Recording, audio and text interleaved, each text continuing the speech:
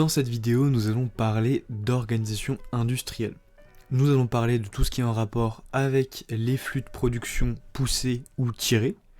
Nous allons donc aussi parler du vocabulaire qui est lié, que ce soit du temps de cycle, du lead time, du takt time. Nous allons essayer de dégrossir tout ça. Et puis pour finir, nous parlerons évidemment, dans le cadre du flux tiré, des systèmes avec des boucles Kanban, à quoi ils servent et qu'est-ce que c'est un Kanban. Si ce genre de vidéo vous plaît, n'hésitez pas à vous abonner, à mettre un pouce en l'air et à activer la cloche. Partagez cette vidéo si elle vous aura aidé ou si elle peut aider vos camarades. Maintenant, préparez vos stylos et c'est parti.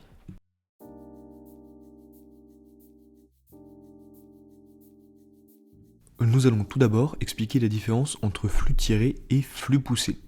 Commençons par le flux poussé. Dans le cas d'un flux poussé, la production est planifiée et réalisée sur la base de prévisions de la demande. Typiquement, les produits sont fabriqués en avance et poussés dans la chaîne d'approvisionnement, même s'ils ne sont pas encore commandés.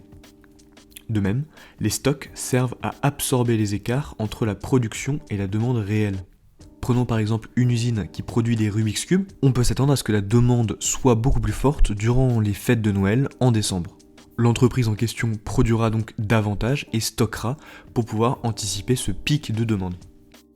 Cette méthode de production permet de répondre rapidement à une demande élevée si les prévisions sont correctes et permet d'optimiser la production de masse en réduisant des coûts unitaires.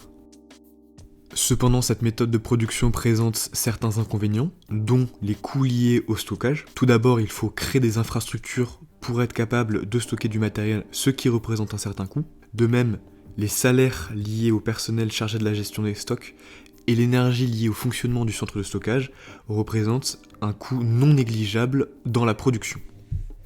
De plus, en flux poussé, il y a un risque de décorrélation entre le prévisionnel de demande et la demande réelle.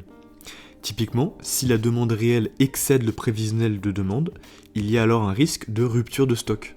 Et dans le cas inverse, si le prévisionnel de demande dépasse la demande réelle, il y a aussi un risque de surstockage, ce qui n'est généralement pas souhaitable.